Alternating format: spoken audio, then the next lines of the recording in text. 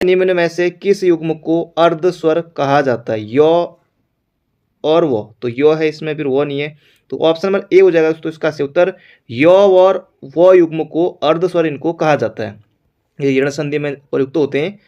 अगला प्रश्न है, सीता सो रही थी वाक्य का काल है। सीता सो रही थी, तो अभी सीता सो रही थी दोस्तों ये हो जाएगा अपूर्ण भूतकाल इसमें होगा, क्योंकि संदिग्ध ऐसी कोई बात नहीं है। पूर्ण भूत क्योंकि अब वो सो ही रही थी, अभी पूरा नहीं हुआ है। सामान्य भूत भी नहीं होगा दोस्तों, सीता सो रही थी ये हो जाएगा अपूर्ण भूत, क्योंकि अभी क्रिया अधूरी है। अगला प्रश्न है, तुम कहाँ पढ़ते हो? मैं किस कोटि का विशेषण प्रयुक्त हुआ है? तुम कहाँ पढ़ते हो? शिखर स्टडी पॉइंट पर। तो तुम कहाँ पढ़ते हो दोस्तों, ये गुणवाचक तो है नहीं, ये हो जाएगा प्रश्नवाचक। कोई संख्या संकेत आपको लग रहा है? जी कतई नहीं। तो ये हो जाएगा दोस्तों, ये प्रश्नवाचक विशेषण है। तुम कहाँ पढ़ते हो, ये आपको याद रखना है। तो बढ़ते हैं अगले प्रश्न की तरफ।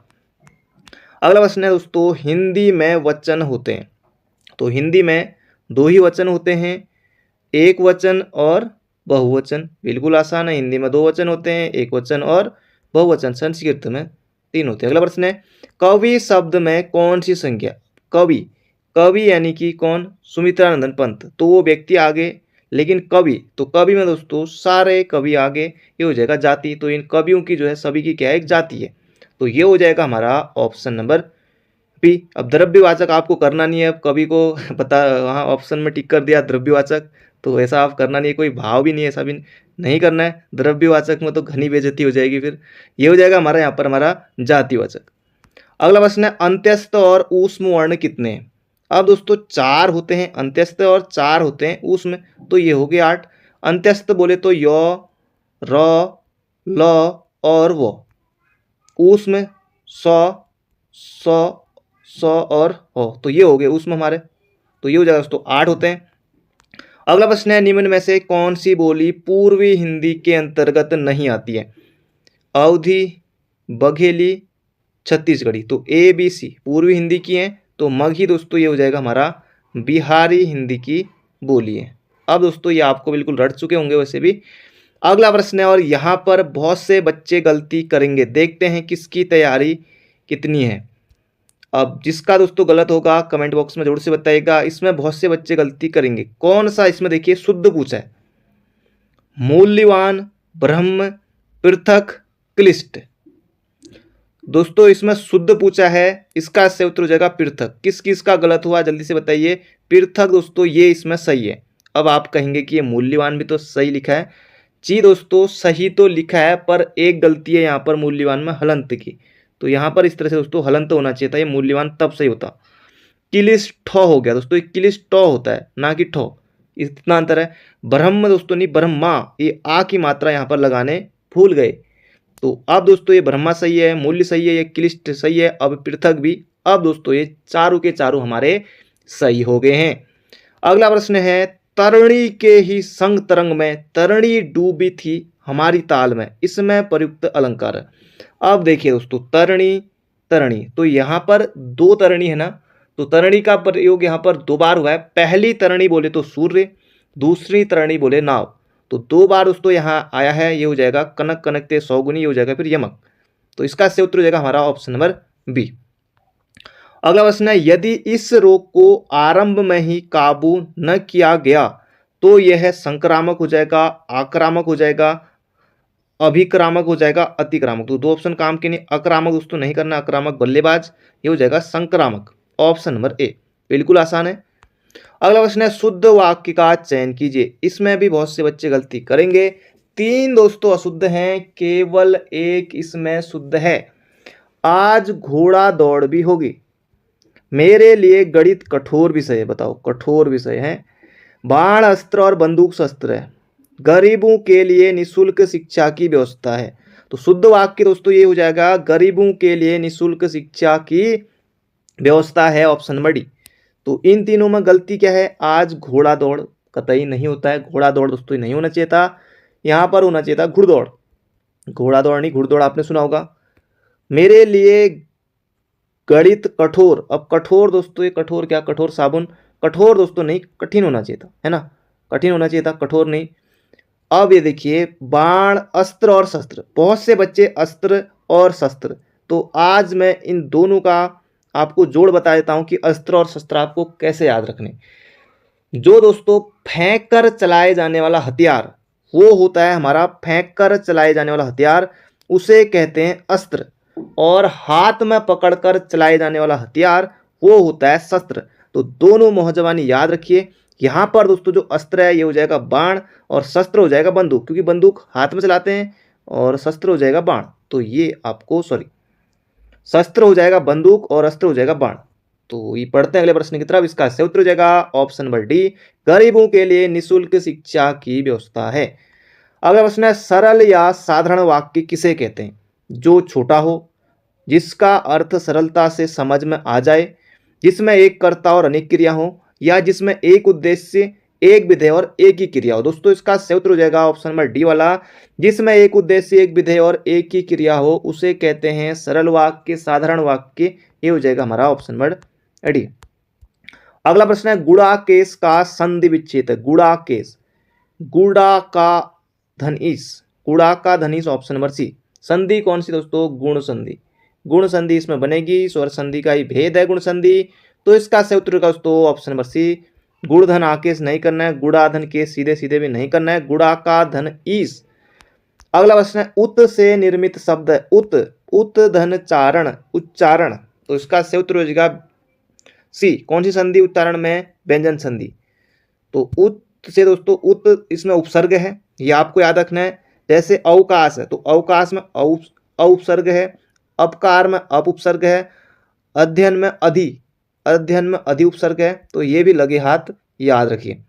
अगला प्रश्न है, कुजगह फोड़ा और ससुर वैद्य। वाह वाह क्या बात है। कुजगह फोड़ा और ससुर वैद्य कहावत का अर्थ है दोनों में दोष, दोनों का त्याग, मरीज वैद्य में संपर्क या धर्म संकट की स्थिति।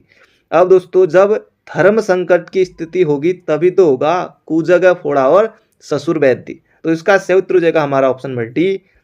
अगला प्रश्न है, जो किसी अन्य व्यक्ति के स्थान पर कार्यरत हो के लिए एक उपयुक्त शब्द। जो किसी अन्य व्यक्ति के स्थान पर कार्यरत हो दोस्तों उसे कहेंगे स्थानापन्न, ऑप्शन नंबर ए। स्थानांतरित मतलब कि स्थानांतरित इस तरह से होगा कि एक स्थान से हटाकर दूसरे स्थान पर किया हुआ, तो उसे कहेंगे स्थानांतरित। तो ये हो जाएगा यहाँ पर हमारा ऑप्शन नंबर ए, स्थानापन्न।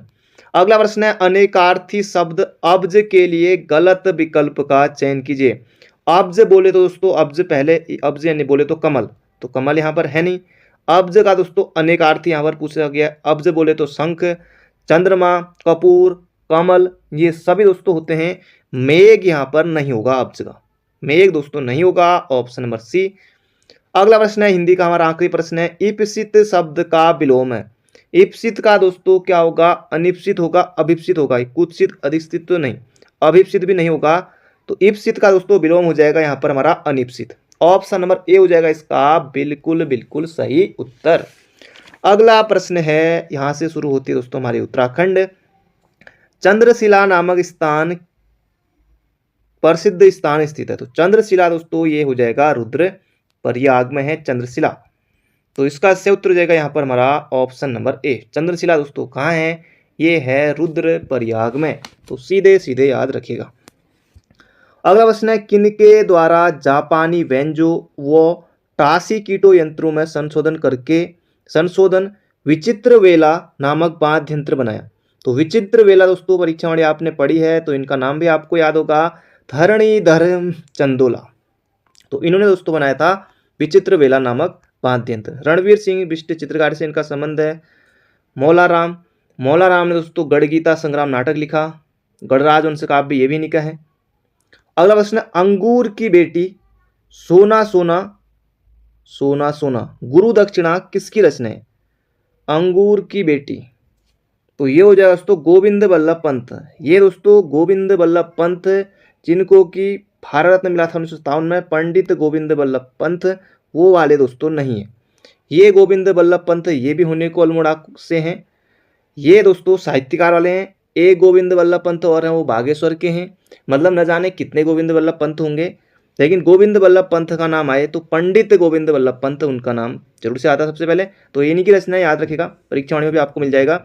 जहाज का पंछी लालचंद जोशी का है। गौरा पंत शिवानी विश्वकन्या 14 फेरे इनकी रचना है। अगला प्रश्न है 2006 के परिसीमन से पहाड़ की कितनी विधानसभा सीटें घटी हैं? 7, 6, 5 या 8? दोस्तों इसका सही उत्तर हो जाएगा यहाँ पर हमारा 6 विधानसभा सीटें घटी हैं, तो ये हो जाएगा ऑप्शन नंबर ए। अगला प्रश्न है चौकड़ी नामक, चौकड़ी भूल जाना, ये तो खैर मुहावरा हो गया। चौकड़ी नामक खूबसूरत पर्यटक स्थल चाय और चाय बागान कहाँ स्थित है? दोस्तों ये है बेरीनाग, बेरीनाग टी गार्डन। तो ये हो जाएगा पिथौरागढ़ में है, तो इसका सही उत्तर हो जाएगा हमारा ऑप्शन नंबर डी। अगला प्रश्न है बुधेर टॉप कहाँ है? दोस्तों ये बुधेर टॉप ये हो जाएगा चक्राता में है, तो चक्राता दून में ये हो जाएगा ऑप्शन नंबर डी। अगला प्रश्न है माझी वन फूलू की घाटी किस जनपद में है? माझी वन फूलू की घाटी, इसके अलावा खाली फूलू की घाटी तो वो चमोली में, लेकिन आगे से लग गया क्या माझी वन फूलू की घाटी, तो हम जाएंगे उत्तरकाशी में। इसके अलावा नेलांग घाटी ये भी उत्तरकाशी में, वारसू घाटी ये भी उत्तरकाशी में।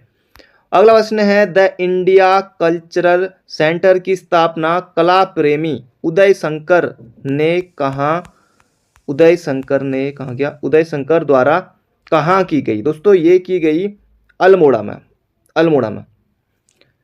अल्मोड़ा विश्वविख्यात नृत्य सम्राट उदय शंकर की दोस्तों कर्म भूमि रही है।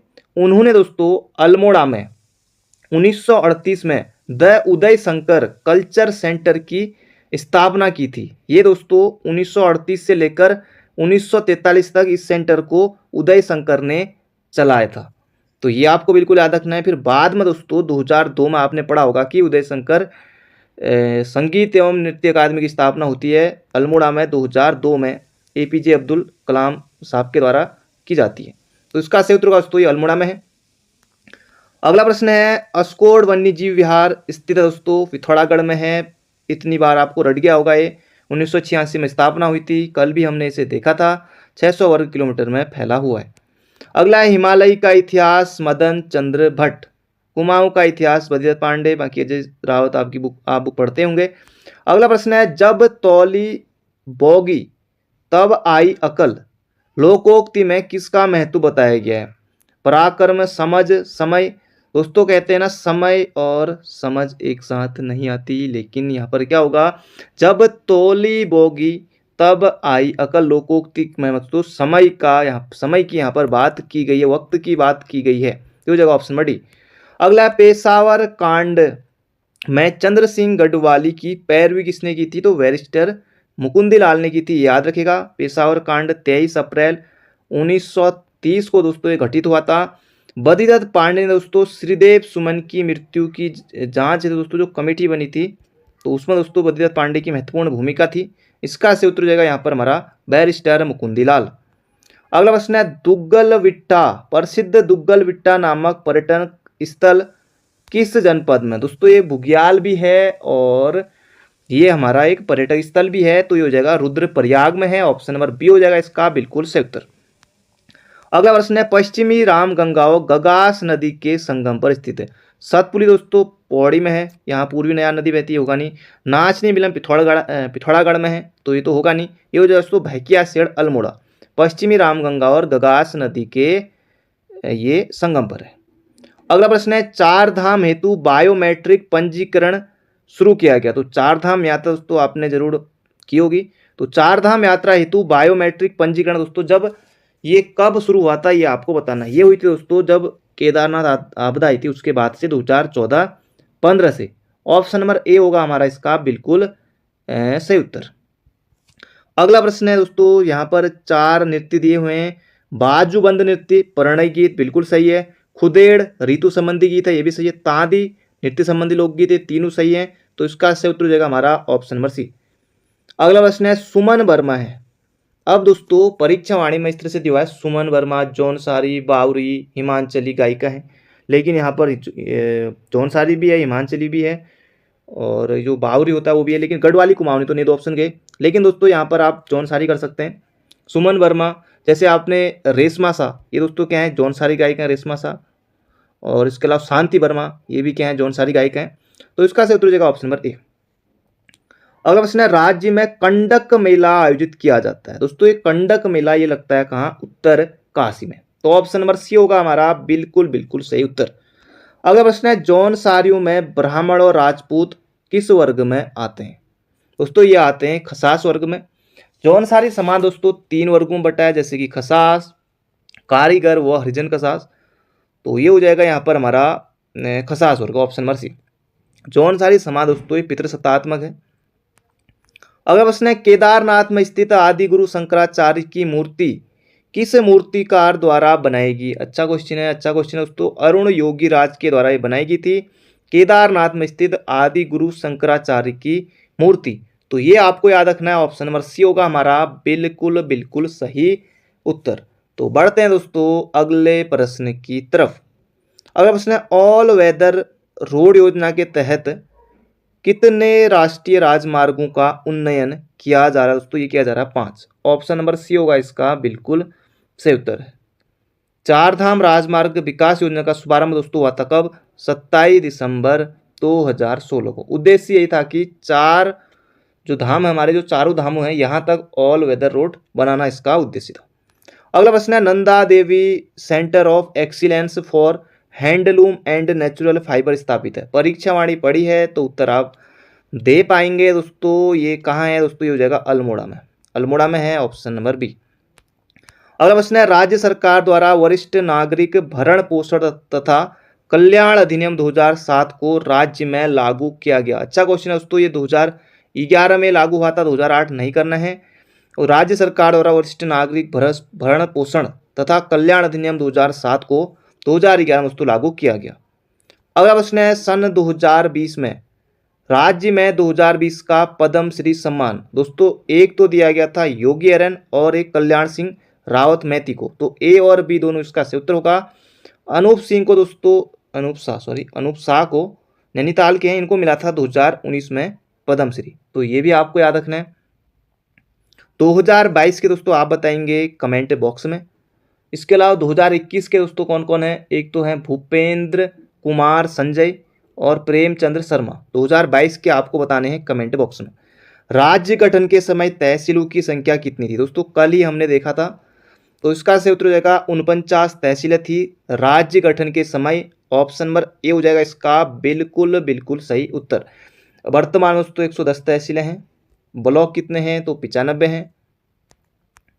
अगला प्रश्न है, बाजू में पहने जाने वाला आभूषण। तो बाजू में दोस्तों गोखले पहना जाता है, गोखले पहना जाता है बाजू में। गुंठी या ठक ये पहना जाता है हाथ में। स्यूड़ सांगल बोले तो स्यूड़ सांगल दोस्तों ये पहना जाता है कंधों पर। जेवरी दोस्तों, जो जेवरी है ना, ये जेवरी पैजेबी पाजेब दोस्तों ये पहनी जाती है पैर में। तो पैजेबी जेवरी पहनी जाती है पैर में। तो गोखले दोस्तों ये पहना जाता है बाजू में। जेवरी दोस्तों अगर गलत होगा तो कमेंट बॉक्स में आप बता सकते हैं, जहां तक मुझे याद है ये इसका उत्तर होना चाहिए। अगला प्रश्न है, सिडकुल द्वारा राज्य में एकीकृत औद्योगिक आस्थान विकसित किए जा रहे हैं कितने, ये आपको यहाँ पर बताना रहेगा दोस्तों। ये हो जाएगा 7। सिडकुल की स्थापना कब होती है, तो 2002 में होती है। हेडक्वार्टर इसका देहरादून में। अगला प्रश्न है, भारत के प्रथम मेथोडिस्ट चर्च की स्थापना नैनीताल में हेनरी रैमजे के समय कब की गई दोस्तों, 1858 में हेनरी रैमजे थे, याद रखेगा। अगला प्रश्न है, तलकूट कालकूट दोस्तों होना चाहिए था यहाँ पर। कालकूट कालसी का है। लाखा मंडल का हो जाएगा मण। चक्राता एक चक्रा। कौसानी पिंगनाथ पहाड़ी पर स्थित है। कौसानी का पूरा नाम बलना था। अगला प्रश्न है, हलवाहा शेखर जोशी की रचना है। ऑप्शन नंबर ए हो जाएगा हलवाहा। ये हो जाएगा ऑप्शन नंबर ए कोशिका खटवार, एक पेड़ की याद और मेरा पहाड़, दाजू, ये सभी नहीं का है। नैपत्ती में हंसी। 2 पंक्तियों के बीच दोस्तों ये किसकी है, 2 पंक्तियों के बीच ये है राजेश जोशी की।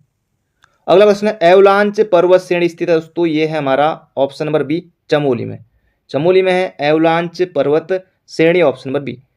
अगला प्रश्न है, उत्तराखंड के प्रथम मुस्लिम राज्यपाल किस क्रम के राज्यपाल थे। ना ही राज्यपाल का नाम दिया, अब वो भी आपको खुद ही लगाना पड़ेगा। किस क्रम थे ये भी आपको खुद ही लगाना पड़ेगा।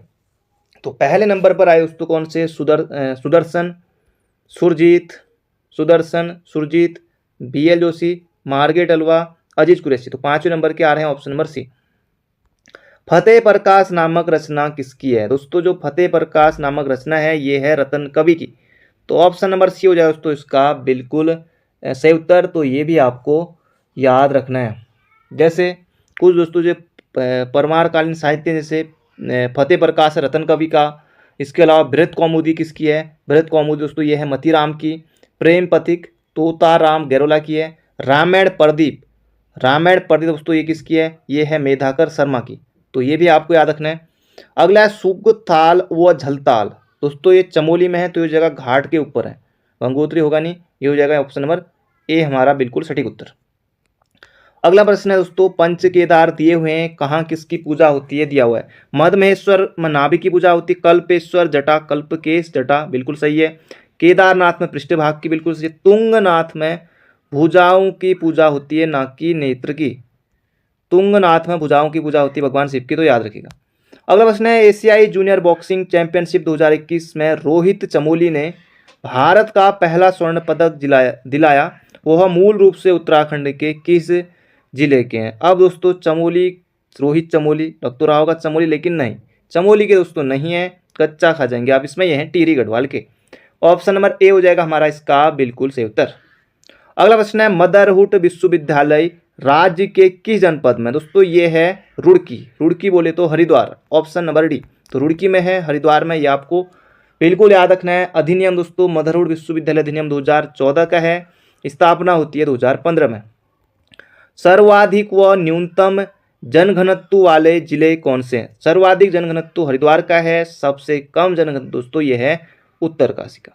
तो ये हो जाएगा इसका सही उत्तर ऑप्शन नंबर ए। हरिद्वार का 801 है, उत्तरकाशी का 41 है, मतलब कि 1 वर्ग किलोमीटर में लगभग 41 लोग रहते हैं उत्तरकाशी में।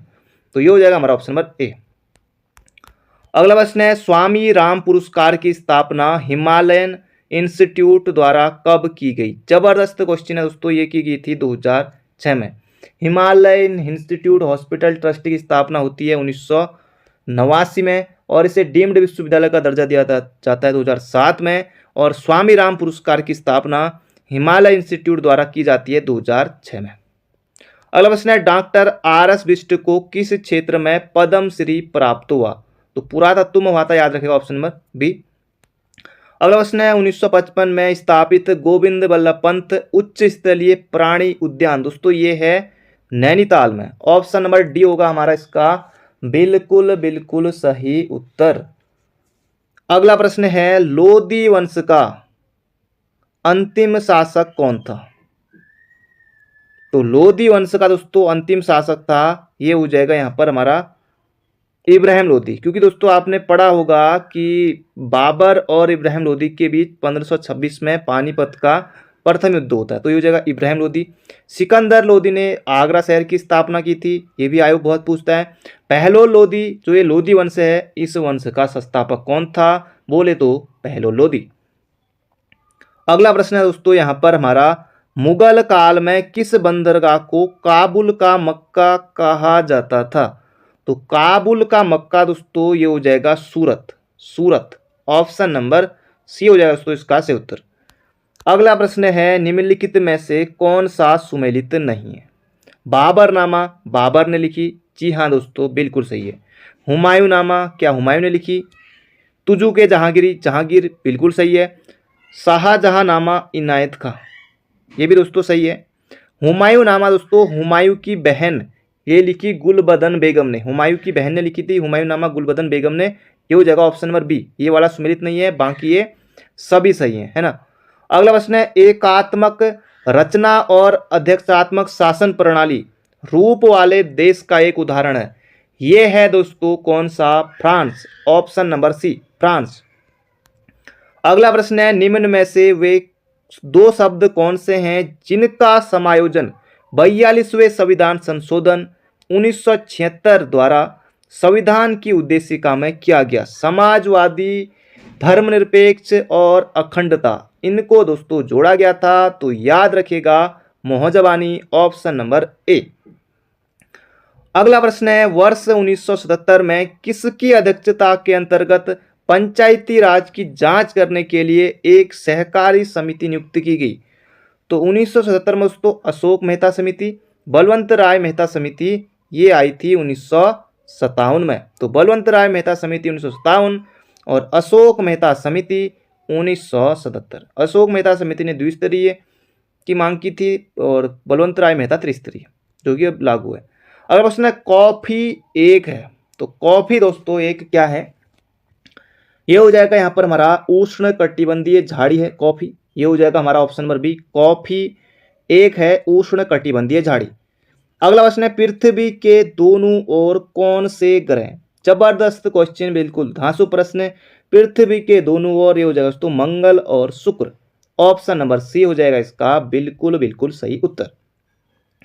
अगला प्रश्न है कौन सी चट्टानें प्राणियों के खोल और अस्थि कंकाल से बनती है। दोस्तों अच्छा क्वेश्चन है, ये हो जाएगा चूना पत्थर वाली बनती है चट्टानें प्राणियों के खोल और अस्थि कंकाल से। ऑप्शन नंबर सी हो जाएगा हमारा इसका बिल्कुल सही उत्तर।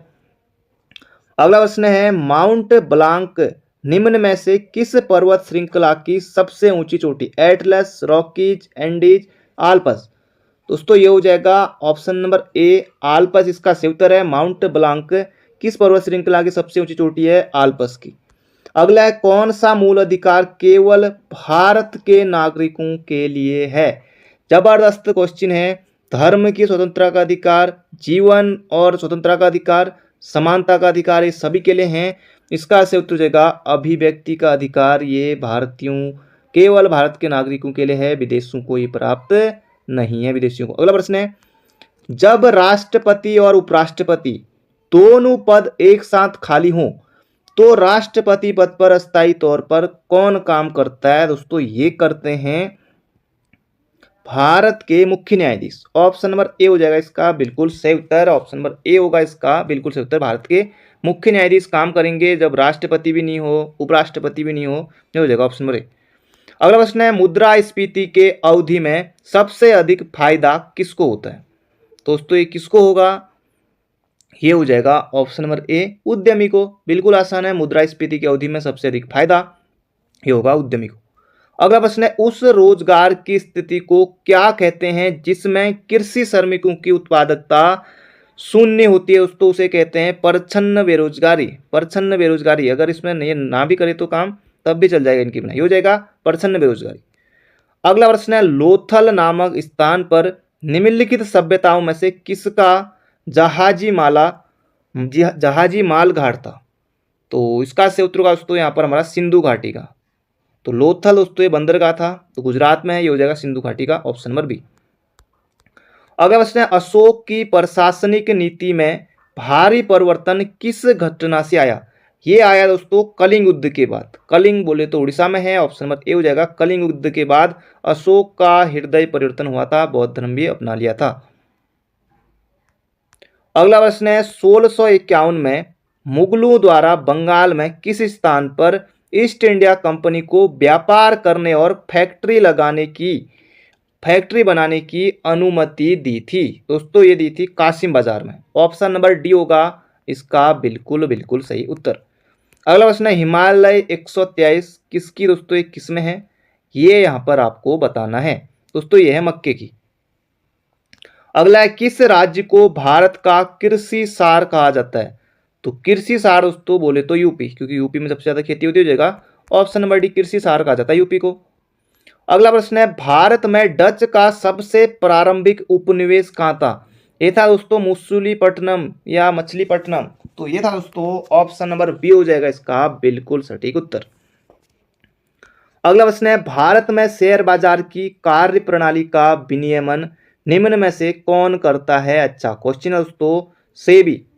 सेबी दोस्तों याद रखिएगा, सेबी इसका सही उत्तर है। सेबी अधिनियम दोस्तों कब का है ये आप बताएंगे कमेंट बॉक्स में। सेबी की साथ ही फुल फॉर्म भी बताएगा, अधिनियम कब का है ये भी आपको कमेंट बॉक्स में बताना है, क्योंकि सेबी हम पहले देख चुके हैं सेबी को। अगला प्रश्न है आरबीआई का राष्ट्रीयकरण कब हुआ। 1949 में हुआ था। आरबीआई की स्थापना 1935 में हुई थी, 1 अप्रैल 1935। राष्ट्रीयकरण होता है 1949 में। अगला प्रश्न है दिए गए विकल्पों में से सही विकल्प का चयन करें।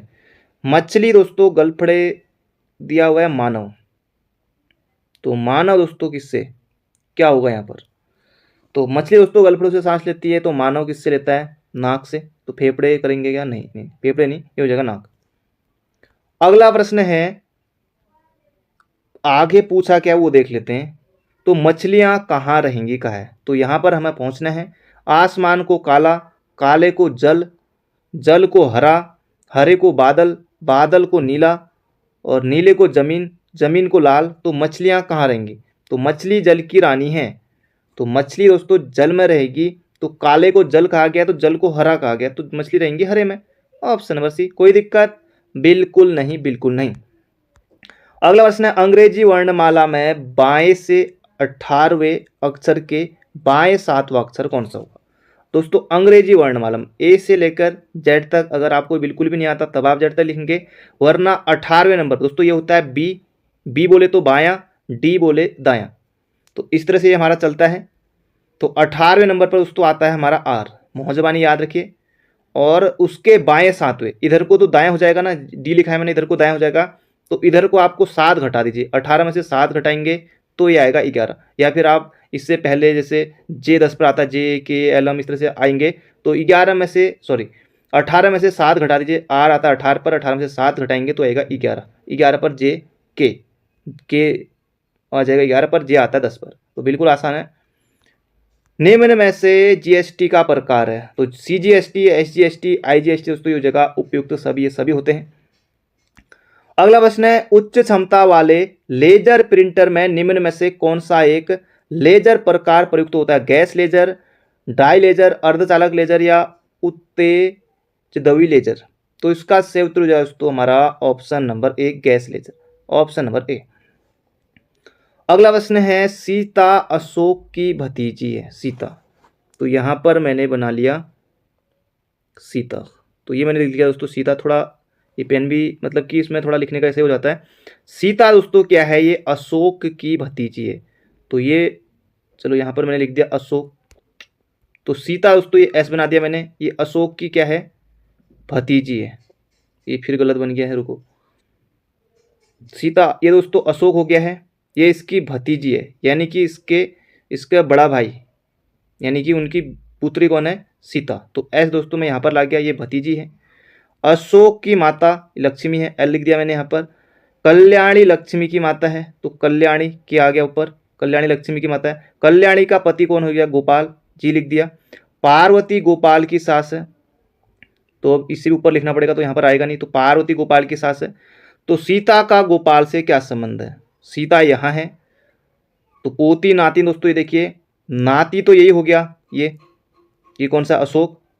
तो उसके बाद उनका भी भाई होगा, अशोक का भी बड़ा भाई, तो बड़े भाई की भी ये क्या है, पुत्री है। तो दोस्तों ये हो जाएगा, पड़पोते की बेटी नहीं है, पड़पोती की बेटी अशोक की बेटी नहीं है, क्योंकि वो भतीजी है, तो ये हो जाएगा सीता गोपाल की पड़नातिन है, तो ये हो जाएगा ऑप्शन नंबर डी। अगला प्रश्न है, निम्न में से कौन सा अनुच्छेद में समता का अधिकार है। अनुच्छेद 14 जीवन जीने की स्वतंत्रता, अनुच्छेद 21 वाक एवं अभिव्यक्ति की स्वतंत्रता, ये हो जाएगा 19। अगला प्रश्न है, संघ लोक सेवा आयोग के सदस्यों के पद का कार्यकाल 6 या 65 वर्ष। दोस्तों जो पहले हो जाए, या तो 6 वर्ष पहले हो जाए या 65 वर्ष, जो पहले हो जाए तब तक होता है संघ लोक सेवा आयोग के सदस्यों का कार्यकाल, बोले तो ऑप्शन नंबर बी। अगला प्रश्न है, राज्यों को भाषाई आधार पर कब पुनर्गठित किया गया। 1956 में किया गया था, ऑप्शन नंबर सी 1956 दोस्तों, मैंने 66 टिक कर दिया है, 1956 हो जाएगा ऑप्शन नंबर डी में। 1956 में किया गया था, ये आपको याद रखना है। बंगाल का शोक दोस्तों, बिहार का शोक कोसी, कई बार आयोग पूछ चुका है। बंगाल का शोक दामोदर। MS पावर पॉइंट में मोशन पथ क्या है दोस्तों, ये क्या है, ये आपको यहाँ पर बताना है। ये है स्लाइड पर आइटम गतिशील करने की विधि, option number B. Computer network के संदर्भ में DNS क्या है, तो DNS domain name system, option number A. अगर आए कि साइबर लॉ की शब्दावली में DNS क्या है, साइबर लॉ की शब्दावली में DOS, तो DOS होता है, DOS। साइबर लॉ की शब्दावली में DOS क्या है, तो डिनाइल ऑफ सर्विस, और वैसे आएगा तो DOS बोले तो डिस्क ऑपरेटिंग सिस्टम, और साइबर लॉ की शब्दावली में DOS हो जाएगा डिनाइल ऑफ सर्विस। तो यहाँ पर उसका से उत्तर का तो यहाँ पर तो पूछा है डीएनएस, वो मैंने अलग चीज़ आपको बता दिया क्योंकि वो भी महत्वपूर्ण है। ये हो जाएगा डोमेन नेम सिस्टम। तो दोनों याद रखेगा। बड़े से छोटे के क्रम में निम्नलिखित में से कौन सा सही है? तो सबसे छोटी दोस्तों होती है क्या? केबी। केबी सबसे छोटी होती है, तो केबी यहाँ पर है, केबी यहाँ पर है, तो केबी तो सब में दे रखा। सबसे बड़ी दोस्तों होती है जीबी, नहीं होता है। सबसे बड़ी होती है टीबी, टीबी के बाद जीबी, जीबी के बाद एमबी, एमबी के बाद केबी। Option number A. अगला प्रश्न है, एक हल्का संवेदनशील डिवाइस जो चित्रकारी, मुद्रित पाठ या अन्य छवियों को डिजिटल रूप में परिवर्तित करता है दोस्तों, उसे कहते हैं स्कैनर। Option number D. ज्वालामुखी के कप आकार के मुख को क्या कहते हैं? जबरदस्त क्वेश्चन है दोस्तों, ये कहते हैं क्रेटर, क्रेटर कहते हैं, याद रखिएगा। अगला प्रश्न है, 1857 के विद्रोह के दौरान भारत का गवर्नर जनरल कौन था? तो 1857 के समय दोस्तों कैनिंग था, कुमाऊं कमिश्नर रैमजे था। अगला प्रश्न है, भारत में राजस्व एकत्रित करने के लिए स्थायी बंदोबस्त प्रणाली शुरू की गई। जबरदस्त क्वेश्चन है, लॉर्ड कॉर्नवालिस का नाम याद रखेगा। ऑप्शन नंबर ए। आज का हमारा आखिरी प्रश्न जो कि दोस्तों आपको बताना है कमेंट बॉक्स में, निम्न में से कौन सा देश पाक स्टेट से जुड़े हुए हैं? अब यहाँ पर आपको पाकिस्तान एवं चीन नहीं करना है। अब बचे 3 ऑप्शन, भारत, श्रीलंका, ब्रिटेन एवं फ्रांस, उत्तरी कोरिया एवं दक्षिण कोरिया। तो ये बताएगा आप कमेंट बॉक्स में कि पाक स्टेट किससे जुड़ा हुआ है। तो दोस्तों ये थे आज के हमारे महत्वपूर्ण प्रश्न।